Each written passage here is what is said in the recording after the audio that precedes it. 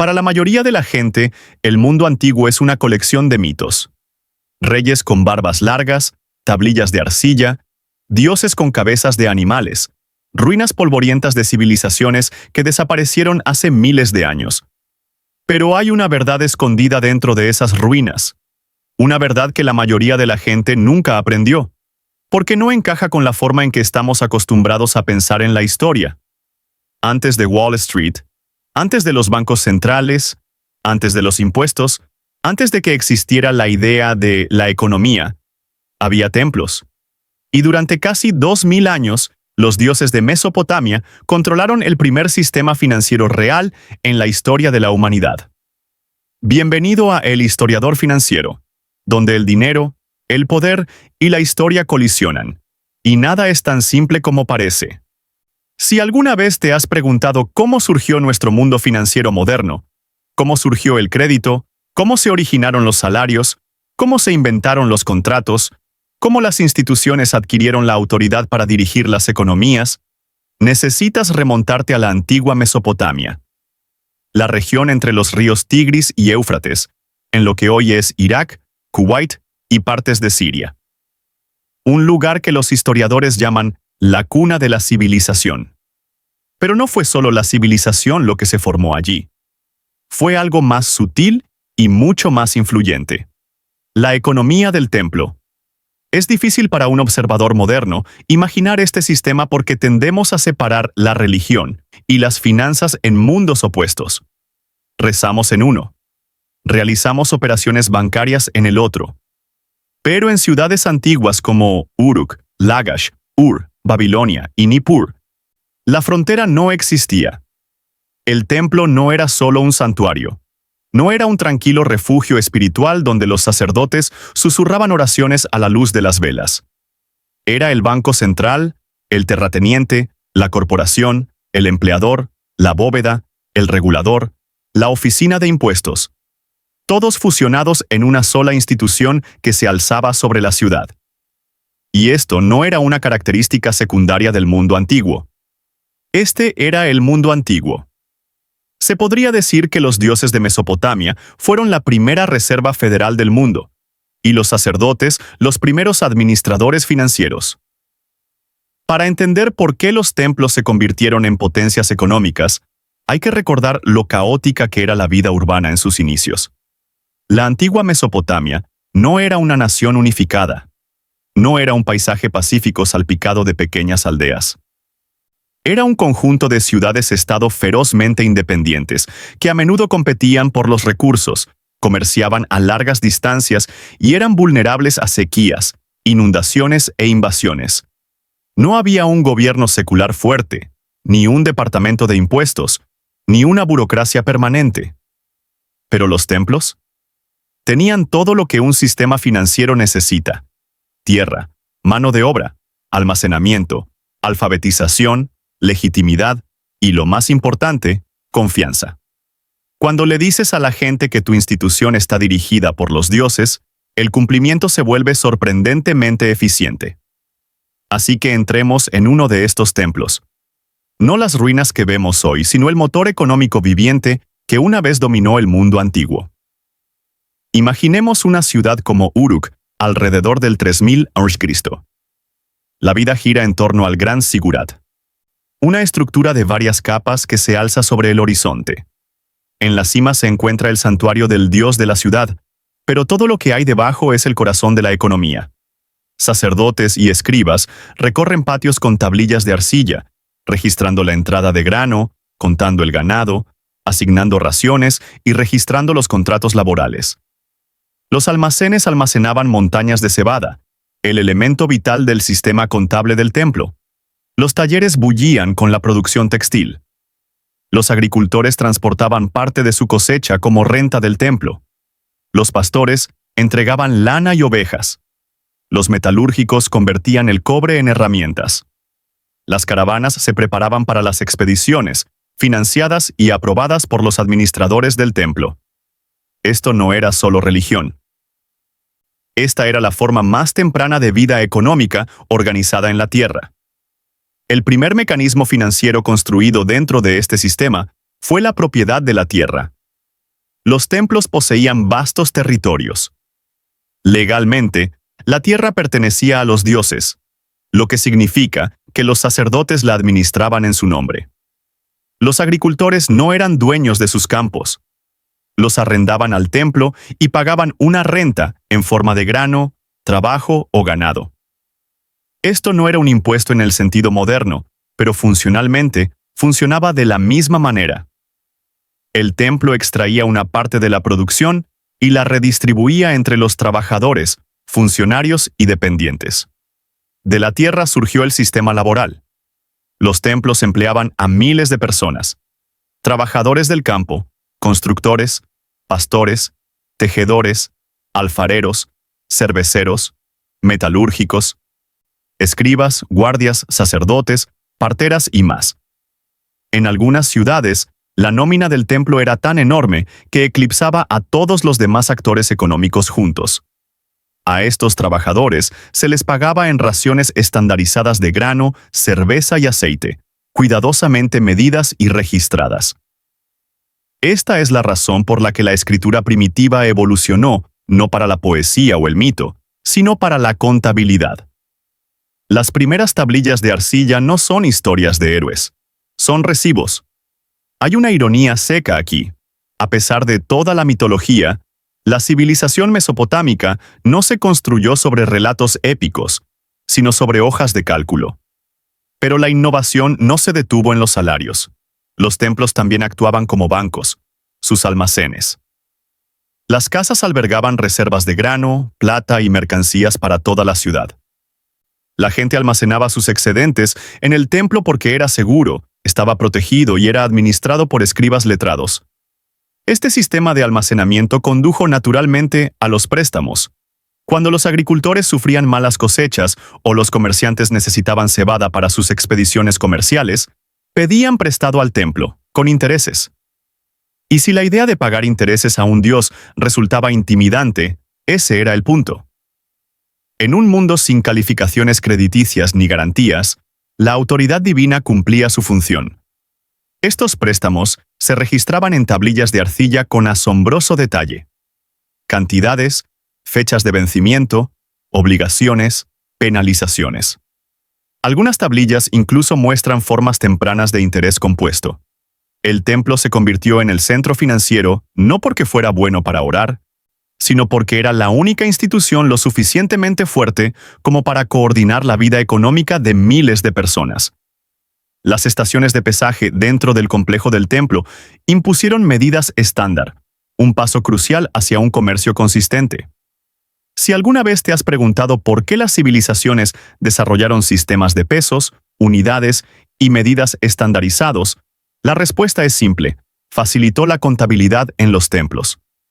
A mediados del tercer milenio antes de Cristo, los templos eran, en efecto, corporaciones. Financiaban proyectos de irrigación a gran escala que requerían la coordinación en regiones enteras. Patrocinaban caravanas comerciales de larga distancia que recorrían cientos de kilómetros hasta Anatolia, Irán y el Golfo Pérsico. Gestionaban la mano de obra de una ciudad. Redistribuían el excedente durante las sequías y mantenían registros que funcionaban como documentos legales.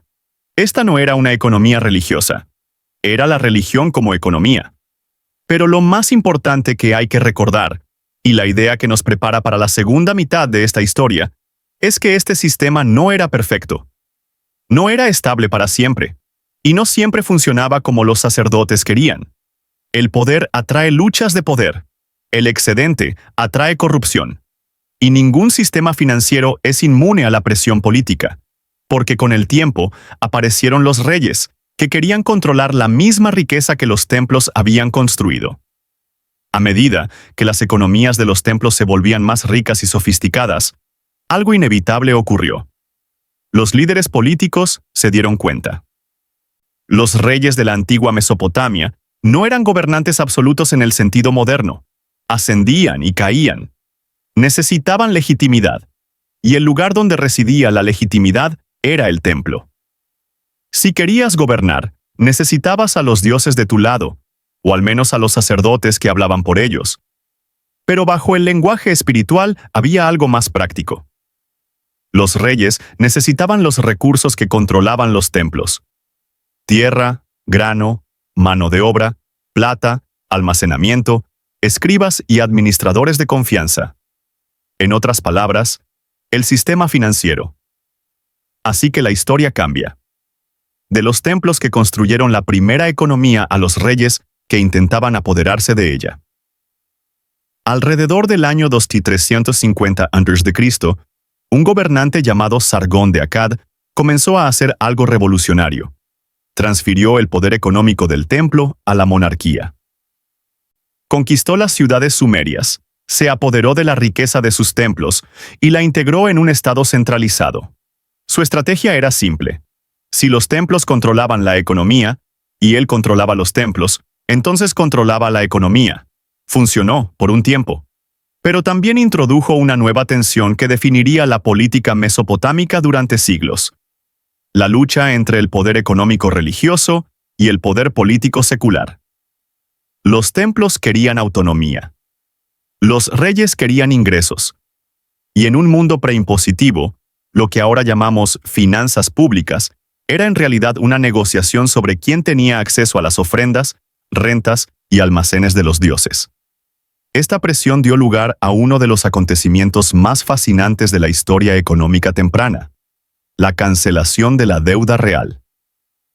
Si crees que los gobiernos modernos manipulan los sistemas financieros para obtener beneficios políticos, los reyes mesopotámicos ya eran maestros en la técnica. Siempre que las deudas se disparaban, siempre que los campesinos perdían sus tierras, siempre que la desigualdad amenazaba la estabilidad, un rey podía emitir un decreto de borrón y cuenta nueva. Una eliminación literal de deudas, intereses y obligaciones. Algunos académicos llaman a esto la primera versión de un rescate financiero. Pero, a diferencia de hoy, no se rescataba a los bancos, sino a la gente. La lógica era simple. Si demasiados agricultores se endeudaban con las élites adineradas, o los templos, se verían obligados a la servidumbre. Si eso sucedía, el rey perdía contribuyentes, soldados y estabilidad. Así que el rey cancelaba las deudas. No por bondad, sino por instinto de supervivencia económica. Vale la pena detenerse a apreciar lo moderno que suena esto. Surge una crisis financiera. El Estado interviene. Se eliminan las deudas para preservar el sistema. Y entonces todo vuelve a empezar. La historia no se repite, pero el manual financiero sí. Con el paso de los siglos, templos y reyes desarrollaron una colaboración compartida, aunque incómoda. Los templos seguían gestionando la mayor parte de la administración económica. Empleaban escribas que mantenían las primeras burocracias. Se encargaban de la redistribución durante las hambrunas. Coordinaban grandes proyectos de mano de obra como la irrigación. Otorgaban préstamos y cobraban intereses. Pero los reyes cada vez más acumulaban excedentes en las cuentas de los palacios. Tomaban el control de las rutas comerciales y utilizaban la riqueza de los templos para financiar ejércitos. Podría decirse que Mesopotamia inventó no solo la primera economía, sino también la primera toma de control estatal de una economía. Y dentro de esta estructura en evolución, tomó forma algo notable: la forma más temprana del Estado tal como lo conocemos. Un Estado que recolecta recursos, los redistribuye, controla la infraestructura, regula el comercio, registra datos, hace cumplir los contratos. Todas funciones heredadas directamente de la economía de los templos. Si eliminamos la mitología, lo que queda es una máquina. Un sistema construido no solo sobre la creencia, sino sobre la administración. Escritura, almacenamiento, contabilidad, trabajo, excedente. La columna vertebral de la civilización. Pero este sistema no era invencible. Los templos eran poderosos, pero no mágicos. Los reyes eran ambiciosos, pero no todopoderosos. Y la propia Mesopotamia era inestable. Inundaciones, sequías, invasiones y fragmentación política amenazaban constantemente el equilibrio. Cuando las deudas se volvían demasiado grandes, o cuando las élites de los templos concentraban demasiada riqueza, la desigualdad se extendía, se producía malestar social y el colapso económico se hacía inevitable. Uno de los primeros ejemplos data de alrededor del 2200 a.C., al final del Imperio Acadio. Una combinación de sequía, centralización excesiva y fallos administrativos causó hambruna y desintegración social. Los templos ya no podían gestionar la redistribución. Los reyes ya no podían exigir la justicia de las deudas. El sistema se fracturó.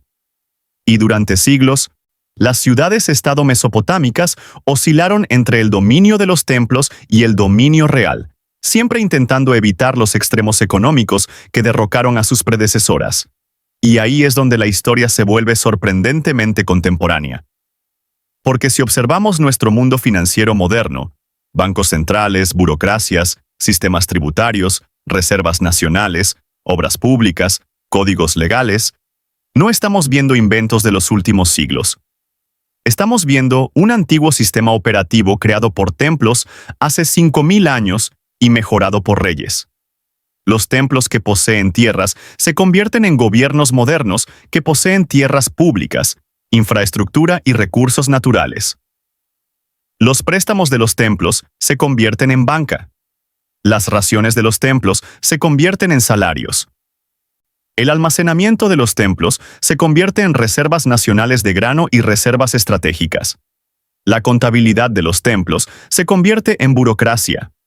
La ideología de los templos se convierte en legitimidad política, la idea de que nuestras instituciones funcionan porque creemos que funcionan. Y debajo de todo esto se esconde la misma verdad. Las economías no se basan en mercados.